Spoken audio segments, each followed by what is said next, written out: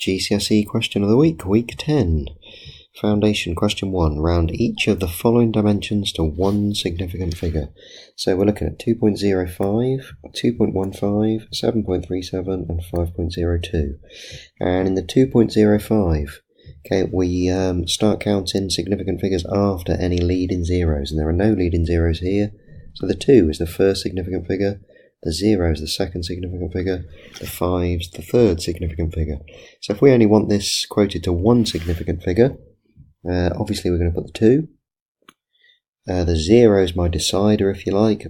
It's less than 5, so we're not going to change the 2. So 2.05, the nearest significant figure is just 2.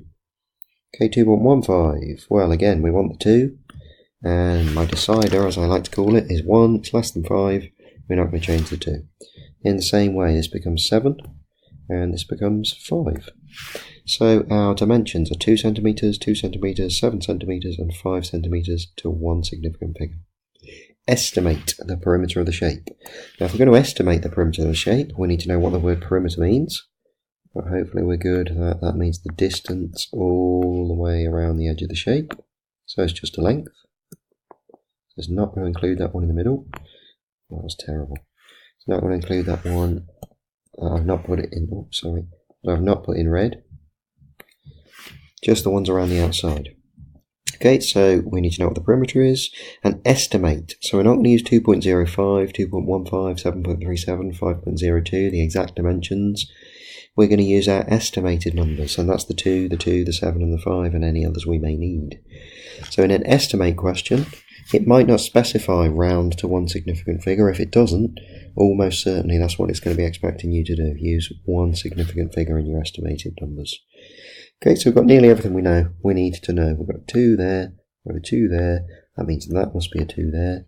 We've got a 7 here, so this must be a 7. We've got a 5 here. And along the top here, we've got 2 plus 7. I didn't really need that, did I? We know that, idiot. But along the side here, we do need to know this is 5, because we could do with knowing this missing dimension here. Okay, which I reckon if this one is 5, and we know this one is 2, this one has got to be 3. So we've got everything we need. We just need to add them up. Okay, so there are much quicker ways of doing this. You could probably do them in your head, but just to be sure, let's check. We've got 2 plus 2 plus 2 plus 3 plus 7 plus 7 plus 5. And that's all the distances around the edge. Okay, so we've got 2 plus 2 plus 2, that's 6, plus 3, that's 9, plus 7, I make that 16, plus 7, I think that's 23, plus 5, I reckon we get 28. So our perimeter is 28 centimetres, not square centimetres, because this is just a distance. So 28 centimetres is our perimeter. Right, number 3, estimate the area. So again, estimate, we're going to use the one significant figure digits, the one significant figure numbers rather, to do our area. So a couple of ways of doing this, but we've got 2 shapes really, haven't we? We've got a couple of rectangles, or I suppose you could say the one on the left's a square when we've rounded it. But we need the area of both. So this one, the one on the left, the small one, how we're going to work out the area? Well, we're going to do the 2 multiplied by the 2. So I think that's 4 square centimetres. And this one, we're going to do the 7, because that was that dimension, multiplied by the 5. So 7 times 5 is 35 square centimetres. So our area is simple. We've just got 35 plus 4, which is 39. And this one is square centimetres, because it's an area. We've multiplied centimetres and centimetres. So the area of the shape, 39 square centimetres. Now, number 4. They seem very keen on these questions in the new GCSE specification, so I'd be surprised if one of these didn't come up in the summer. So is your estimate for the area an overestimate or an underestimate? So is our estimate a bit too big or a bit too small? Well, if we think about what we would have calculated had we worked out the actual area, To do the actual area of the square, we'd have used 2.05 multiplied by 2.15, and then we would have, for the big rectangle, I shouldn't have said square for the other one, sorry, rectangle. For the big rectangle, we should have done 7.37 multiplied by 5.02. And what did we do? Well, for our estimated area, all of the numbers we used were a little bit smaller. We said, well, that 2.05, that's 2. That 2.15, that's 2. That 7.37, that's 7. And that 5.02, that's just 5. So we lowered all of our values in our calculation. So I think that's going to make our estimated value lower than the actual. So we've got an underestimate. This is an underestimate. So it's an underestimate. But it says explain your answer. You'll get no marks just for saying it's an underestimate and leaving it at that.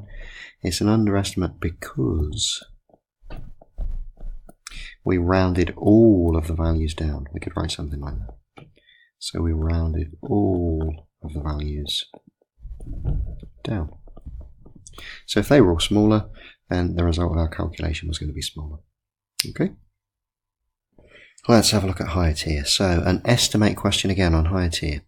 Okay, now if you've watched the first part, then as I said before, if it doesn't specify, then they're probably expecting you to round everything to one significant figure. So this 28.32 that we've got here, to one significant figure, well, that's pretty much 30. Well, to one significant figure is 30. 28.32 is pretty much 30. Now you might have said, well, yeah, we could just say 28, but if we go for one significant figure, that's probably what they're expecting you to do. So 30 divided by the cubed root of 1000. Well, that means what number do we need to multiply by itself 3 times, if you like, to get 1000? That's 10. Okay, so that becomes 10. 10 times 10 times 10 is 1000. Therefore, the cube root of 1000 is 10. And then divide by 0.192. Well, this one to one significant figure. Here, the first 0 is not a significant figure, because remember, we don't count any leading zeros. But the first significant figure is the 1. So this is the first significant figure, and we only want one significant figure. So the 9 is my decider, and the 9 is 5 or more, so we do change the 1 to a 2. So to one significant figure, we've got 0.2. So our calculation is 30 divided by 10, all divided by 0.2. Well, 30 divided by 10, that's easy, that's 3. And I've got 3 divided by 0.2. Now, either you're really good at these in your head, or you're not. Okay, so 3 divided by 0.2, that means how many 0.2s go into 3? Well, how many 0.2s go into 1? 0.2, 0.2, 0.2, 0.2, 0.2, 5 0.2s go into 1. So in 3, there must be 3 lots of that. There are 15. The answer must be 15. Okay, if you don't like that method and you can't visualize it or just know it straight away, then 3 divided by 0.2, we could change into the equivalent fraction something over 2. Okay, we multiplied by 10 to get that 2 on the bottom, so we better multiply the top by 10. That'll give us the same equivalent fraction, 30 divided by 2. Well, that's much easier. 30 divided by 2, that's 15. Okay, so our result is 15. That's our answer. Our estimate is 15, so maybe we should have one of those. It's about 15. What a mess. It's 15. Okay, number 2. M is the point such that BM to MC is 1 to 3. Right, now this needs some decoding. BM, right, BM looks like that. This is a vector question. So BM is that vector. MC, right, MC is that vector. It goes from M to C, and it goes in that direction. So what does this thing mean? BM to MC is 1 to 3. Right, that means the ratio of the length BM to the length MC is 1 to 3. Or in other words, it means if that is 1 part, then that is worth 3 parts. It means that the length MC is 3 times the length of BM. So we're going to need that information in a minute. Find BM. So find this vector BM. in terms of A and B. Now notice that A and B are emboldened. They're in bold type, which means they are vectors. And on the diagram, vector A is labelled here, it's this vector. And vector B is labelled here, it's this vector. So B, the vector B, which is in bold, we could also write is equal to the vector A to B. So those are equivalent. We could put vector A in bold is equivalent to A to C. Okay, so vector A means the line that joins A to C and in that direction. Alright, so there are two things we need to do. Find BM. Well, BM is part of the vector BC. And if we know what the vector BC is, we could then work out some fraction of the whole vector. So let's try and write an expression for BC. So vector BC, how could we get from B to C? Okay, well, if I go, let's choose a different colour for a minute. If I go from B to A, in other words, if I do this, it's supposed to be a different colour. Why is it not a different colour? Right, give up. Okay, if I go from B to A, in other words, in that direction, that would be minus B. It's not vector B, because vector B goes in that direction. So if I go from B to A, I'm doing the opposite of this. Okay, so going from B to C. Well, first, I could go from B to A. Okay, and we've just said if I go from B to A, that's the same as minus the vector B. And we better put that in bold. Okay, so I'm at A now. I've gone from B to A. How could I get to C? Well, I could go in that direction from A to C. Okay, and that would just be vector A, and we're going in the right direction. So we've got plus A to C, and A to C is plus vector A. It's in the right direction.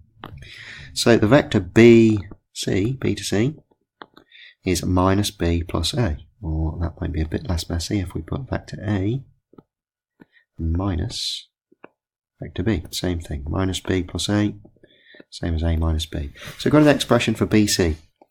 In other words, we know this vector here. This vector here from B to C is A minus B.